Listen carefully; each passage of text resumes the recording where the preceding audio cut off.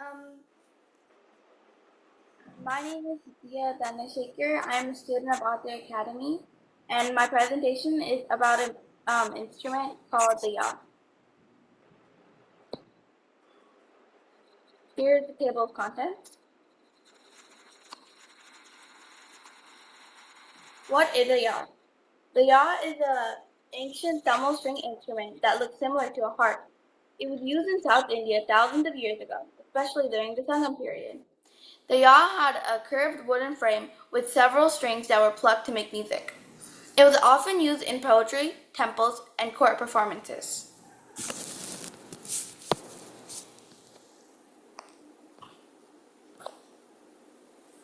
Where did the Yazh come from? The Yazh came from Tamil Nadu in South India. It was popular during the Sangam era, which was a time when poetry, music, and the Tamil language were growing.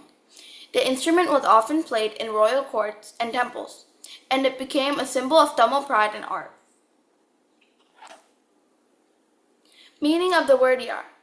In Tamil, the word Yazh means both string and music. The name fits the instrument because it uses string to create sound.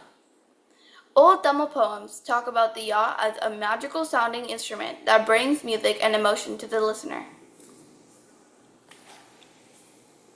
What does a Yazh look like? The Yazh has a large curved body made of wood, often shaped like a bow or even an animal. It had strings stretched across it that players plucked to create music. Some Yazhs were decorated with carvings of animals or symbols and were made to look as beautiful as well as sound good. How big was the Yazh? The size of the Yazh depended on the type. Some Yazhs were small with just a few strings, while others were much larger and had over 20 strings. Bigger Yazhs were used in temples and for big performances. Smaller ones were easier to carry and used in storytelling and casual music. What materials were used to make it? The Yazh was usually made out of strong wood, like jackfruit or red sandalwood wood. Silk was used to make the thread, which were tied tightly across the body. The decorations were often made from ivory, metal, or even gold in royal instruments.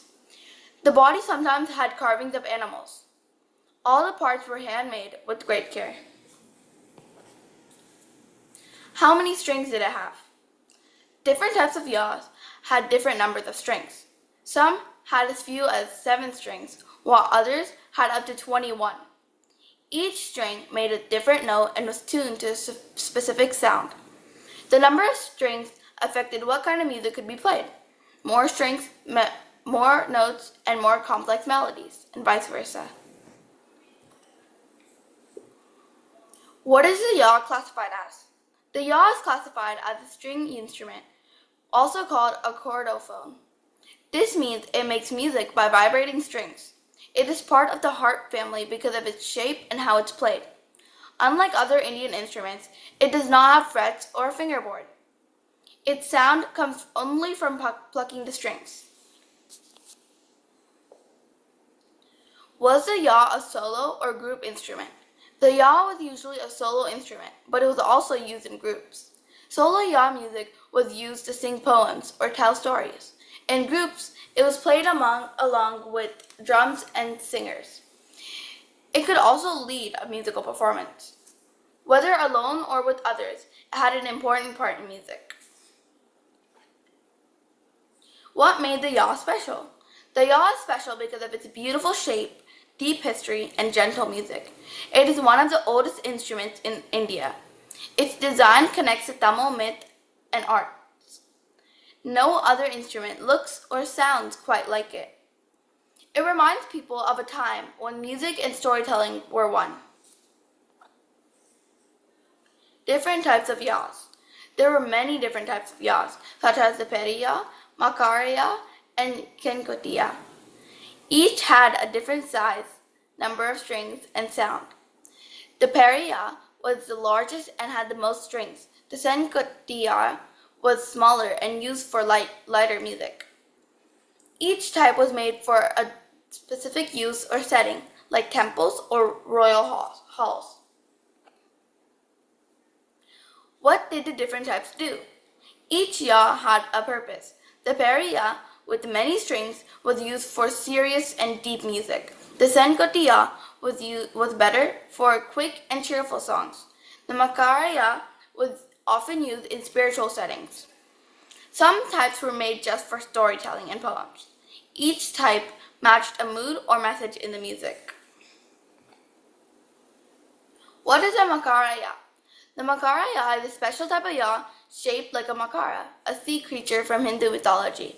This type was often found in temples and carvings. It had detailed decorations and was believed to bring good luck. The makaraya had fewer strings and was smaller in size. Its design shows how myth and music were deeply connected in ancient Tamil culture. There is an example of a makaraya to the right. How was the ya tuned? The ya was tuned by tightening or loosening its strings. Each string was meant to play a specific note. Musicians had to tune it carefully before each performance. Since there were no tuning pegs, they used small movable bridges or knots. Tuning was important because it made the music sound clear and beautiful. How do you play the ya? To play the ya, musicians plucked the strings with their fingers. They would sit with the ya resting on their lap or on the ground. Each string was played separately to create melodies. There were no frets or keys, just strings and hand movements. Playing it took a lot of practice to get the notes right. What kind of music did it make? The ya made soft, flowing music that matched Tamil poems and songs. It could play both happy and sad tunes. The music often went with dance, poetry, or storytelling. Its sound was said to be calming and sweet. People thought it connected the heart and the mind.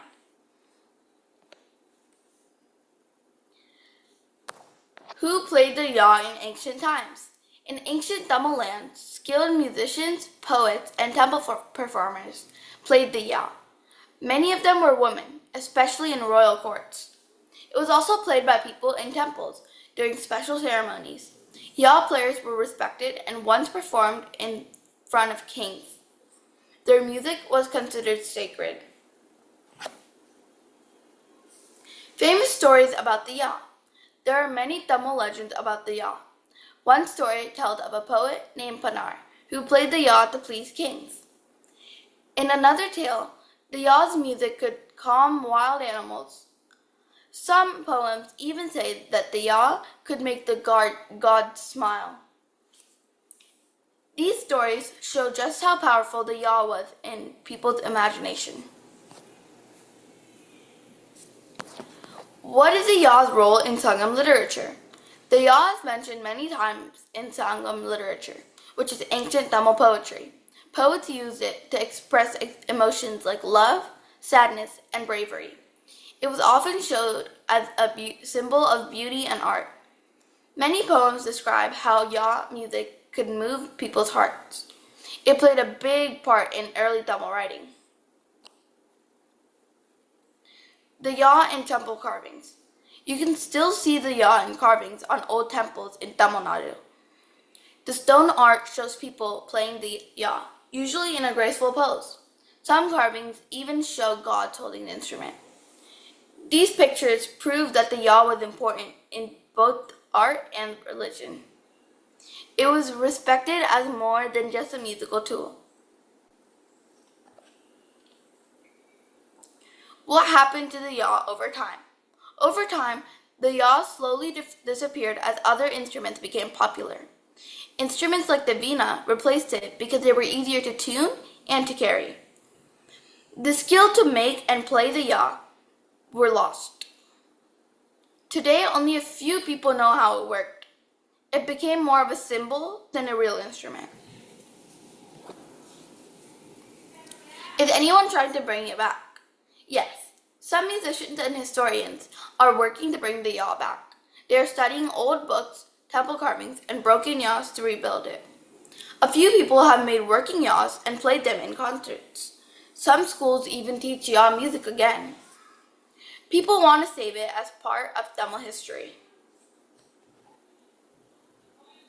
Any questions?